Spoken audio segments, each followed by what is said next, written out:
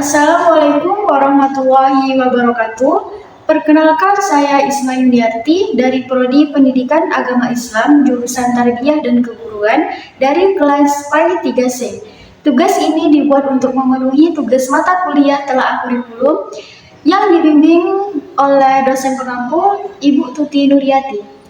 Baiklah, pada kali ini saya akan membahas tentang kurikulum merdeka.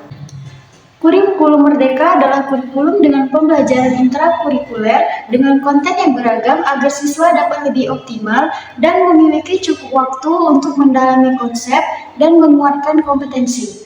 Kurikulum Merdeka adalah kurikulum yang memberikan keleluasan kepada pendidik untuk menciptakan pembelajaran berkualitas yang sesuai dengan kebutuhan dan lingkungan belajar peserta didik. Kurikulum Merdeka juga dapat diartikan kurikulum yang bertujuan untuk mengasah minat dan bakat anak sejak dini dengan berfokus pada materi esensial, pengembangan karakter, dan kompetensi peserta didik. Dalam kurikulum Merdeka, guru memiliki keleluasan untuk memilih berbagai perangkat agar pembelajaran dapat disesuaikan dengan kebutuhan belajar dan minat peserta didik.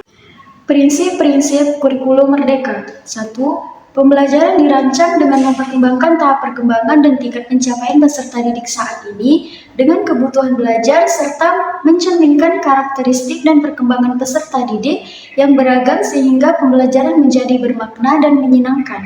2. Pembelajaran dirancang dan dilaksanakan untuk membangun kapasitas menjadi pembelajar sepanjang hayat. 3. Proses pembelajaran mendukung perkembangan kompetensi dan karakter peserta didik secara holistik atau keseluruhan.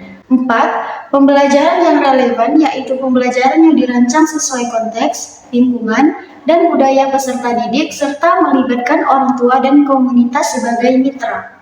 5. Pembelajaran berorientasi pada masa depan yang berkelanjutan. C. Model pembelajaran kurikulum merdeka. Model pembelajaran yang sesuai dengan kurikulum Merdeka harus mencerminkan pendekatan yang memberikan ruang bagi kebebasan belajar dan bereksplorasi. Berikut model pembelajaran kurikulum Merdeka. Yang pertama, pembelajaran berbasis proyek. Model ini memungkinkan siswa untuk memilih proyek-proyek yang mereka minati yang sesuai dengan tujuan pembelajaran. Mereka akan belajar sambil mengerjakan proyek, memungkinkan pengembangan keterampilan praktis dan pemecahan masalah. 2. Pembelajaran berbasis masalah. Dalam model ini, siswa mengidentifikasi masalah dunia nyata dan berkolaborasi untuk mencari solusi. 3. Pembelajaran kolaboratif. Model ini mendorong kerjasama antara siswa dalam mencapai tujuan pembelajaran. Mereka bekerja sama dalam kelompok untuk berdiskusi, mengajukan pertanyaan, dan mencari jawaban bersama. 4. Model pembelajaran penemuan. Metode pembelajaran yang mendorong siswa untuk menyelidiki sendiri, membangun pengalaman dan pengetahuan masa lalu, menggunakan intuisi, imajinasi, kreativitas, mencari informasi baru untuk menemukan fakta, korelasi, juga kebenaran baru. 5. Model pembelajaran inquiry. Metode belajar yang pada prinsipnya mengajak peserta didik untuk aktif bertanya dan bereksperimen secara mandiri selama proses belajar. Dalam model pembelajaran inquiry, peserta didik mencari materi pembelajaran secara mandiri. D. Penilaian pembelajaran kurikulum merdeka. Bentuk penilaian dan kurikulum merdeka sebagai berikut. Yang pertama, penilaian formatif. Dalam penilaian formatif, guru secara terus-menerus memantau kemajuan siswa dalam proses pembelajaran. Ini mencakup penggunaan tes kecil, diskusi kelas, proyek kecil. Tujuannya adalah memberikan informasi kepada siswa tentang kemajuan mereka, sehingga mereka dapat melakukan perbaikan saat proses pembelajaran masih berlangsung. 2. Penilaian sumatif. Penilaian sumatif adalah bentuk penilaian yang biasanya dilakukan pada akhir suatu periode pembelajaran, seperti ujian semester dan akhir tahun. Tujuannya adalah untuk mengevaluasi pencapaian siswa secara keseluruhan dalam suatu mata pelajaran. 3. Penilaian proyek. Siswa diberi tugas untuk membuat proyek atau karya yang mencerminkan pemahaman mereka terhadap materi pembelajaran. Ini bisa berupa proyek penelitian, presentasi, karya seni, atau jenis proyek lainnya yang sesuai dengan mata pelajaran. Penilaian proyek membantu siswa mengembangkan keterampilan analitis, kreatif, dan berpikir kritis. 4. Portofolio siswa. Portofolio siswa adalah kumpulan karya atau tugas yang mewakili perkembangan siswa sepanjang satu periode pembelajaran.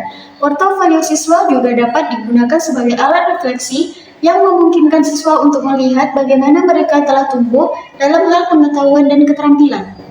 5. Penilaian berbasis kinerja. Penilaian berbasis kinerja adalah bentuk penilaian yang menilai kemampuan siswa dalam menjalankan tugas atau situasi tertentu yang mirip dengan dunia nyata. Ini bisa mencakup simulasi, latihan praktis, atau ujian praktik. Penilaian berbasis kinerja digunakan untuk mengukur sejauh mana siswa dapat menerapkan pengetahuan dan keterampilan yang mereka pelajari dalam konteks situasi yang relevan. Kelebihan dan kekurangan kurikulum merdeka. 1. Mendorong siswa untuk menjadi lebih aktif, kreatif, inovatif, dan mandiri dalam belajar. 2. Mengembangkan kompetensi dasar seperti literasi dan numerasi, serta kompetensi seperti kolaborasi, komunikasi, kritis, dan kreatif. 3. Menguatkan nilai-nilai Pancasila dan karakter bangsa melalui proyek penguatan profil pelajar Pancasila. 4. Memberikan ruang bagi guru untuk berkreasi dan berinovasi dalam merancang pembelajaran yang sesuai dengan konteks dan kebutuhan siswa. 5. Menyederhanakan materi pembelajaran sehingga lebih fokus pada konsep-konsep penting yang relevan. Kekurangannya, 1. Memerlukan kesiapan yang tinggi dari guru, sekolah, orang tua, dan siswa dalam mengimplementasikan kurikulum yang baru. 2. Memerlukan dukungan sumber daya manusia, sarana prasarana, anggaran, dan teknologi yang memadai untuk melaksanakan pembelajaran yang berkualitas. 3. Memerlukan sosialisasi, pelatihan, bimbingan, evaluasi, dan pengawasan yang intensif dari pemerintah terkait kurikulum yang baru. 4. Memerlukan penyesuaian dengan standar nasional pendidikan, ujian nasional, perguruan tinggi, dunia kerja, dan masyarakat luas terkait kurikulum yang baru. 5. Sistem yang belum terencana dengan baik. Kurikulum dinilai belum menuju pada sistem pendidikan dan pengajaran yang terencana dengan baik. 6. Berkurangnya kendali terhadap mutu pendidikan. Kualitas pendidikan menjadi tidak konsisten dan sulit untuk diukur. Baiklah, itulah hasil pemaparan tentang kurikulum merdeka.